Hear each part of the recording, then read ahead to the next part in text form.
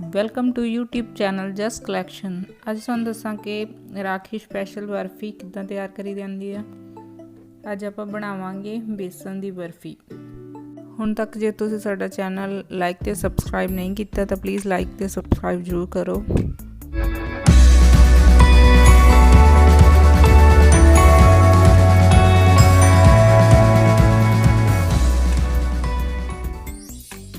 बेसन की बर्फी बनाने लई बेसन, देसी घ्यो, चीनी ते पानी चारों चीज़ां आपां बराबर लैणियां ने। उस तो बाद आपां कढ़ाई विच देसी घ्यो नूं गरम कर लांगे। गरम होण ते आपां फिर बेसन ऐड करांगे। बेसन ऐड करन तो बाद फिर उहनूं स्लो कुक ते सेक लगवावांगे। हौली हौली पकावांगे जिद्दां ओहदा कलर चेंज हुंदा।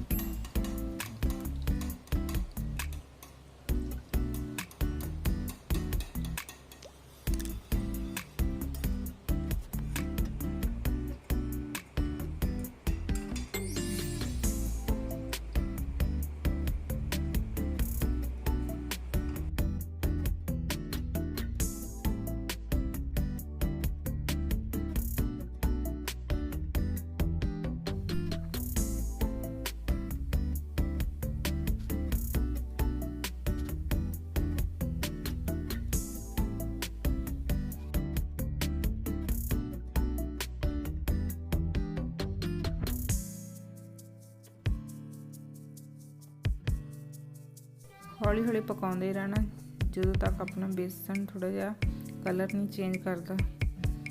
तो हुण आप एक साइड ते चाशनी लई पानी रखांगे। हुण आपां पतीले विच 1 कटोरी पानी ते शुगर ऐड करांगे ते एक धार दी चाशनी बनाउण लई पकावांगे।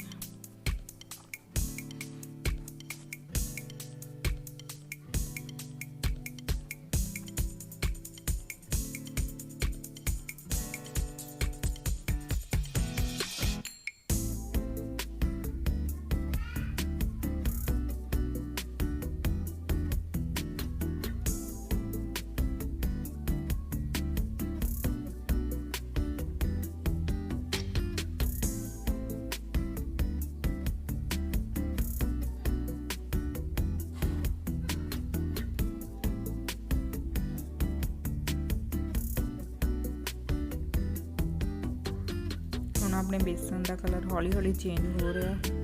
इदां ही आपां पकाउंदे जाना।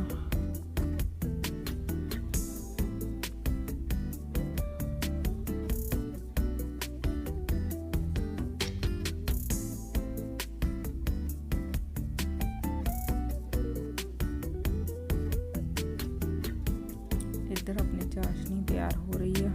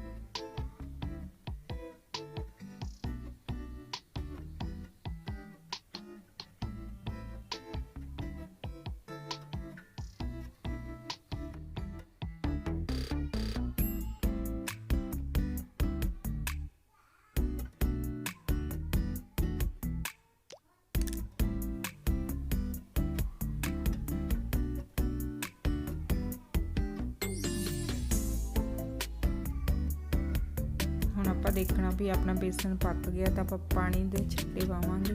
ਜਿੱਦਾਂ ਹੀ ਪਾਣੀ ਦੇ ਛਿੱਟੇ ਵਿੱਚ ਮਾਰਾਂਗੇ ਤਾਂ ਥੋੜੀ ਜਿਹੀ ਆਵਾਜ਼ ਆਏਗੀ ਤਾਂ ਉਸ ਦੇ ਅਕੋਰਡਿੰਗ ਆਪਣਾ बेसन ਪੱਕ ਚੁੱਕਿਆ ਹੋਏਗਾ।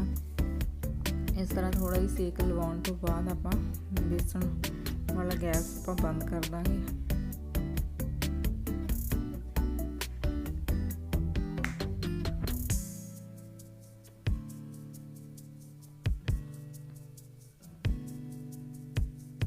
ਹੁਣ ਆਪਣਾ ਬੇਸਣ ਬਣ ਚੁੱਕਿਆ, ਇਹਨੂੰ ਆਪਾਂ ਥੱਲੇ ਨਹੀਂ ਲੱਗਣ ਦੇਣਾ।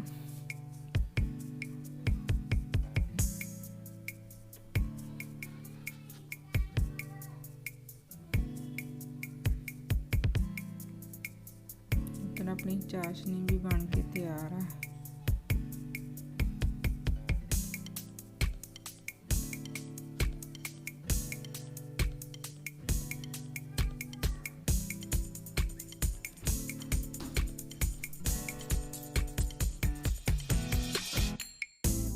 ਹੁਣ ਆਪਾਂ ਚਾਸ਼ਨੀ ਐਡ ਕਰ ਲਾਂਗੇ ਬੇਸਨ ਦੇ ਵਿੱਚ, ਇਹਨੂੰ ਚੰਗੀ ਤਰ੍ਹਾਂ ਮਿਕਸ ਕਰ ਲਾਂਗੇ ਤਾਂ ਜੋ ਇਹਦੇ ਵਿੱਚ ਆਪਣੀਆਂ ਗੜੀਆਂ ਜਿਹੀਆਂ ਨਾ ਬਣ ਜਾਣ। ਚੰਗੀ ਤਰ੍ਹਾਂ ਮਿਕਸ ਕਰਕੇ ਫਿਰ ਆਪਾਂ ਇੱਕ ਥਾਲ ਦੇ ਵਿੱਚ ਇਹਨੂੰ ਥੋੜੀ ਦੇਰ ਲਈ ਰੱਖ ਦੇਵਾਂਗੇ।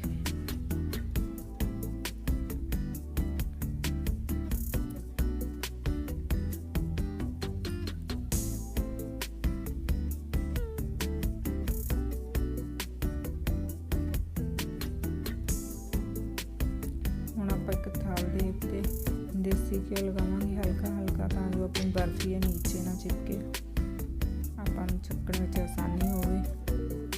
ਤੇ ਇੱਦਾਂ ਹੀ ਦੇਸੀ ਘਿਓ ਲਗਾ ਕੇ ਆਪਣਾ ਜੋ ਵੀ ਬਰਫੀ ਦਾ ਤਿਆਰ ਮਟੀਰੀਅਲ ਹੈ ਇਹਦੇ ਵਿੱਚ ਐਡ ਕਰ ਲਾਂਗੇ।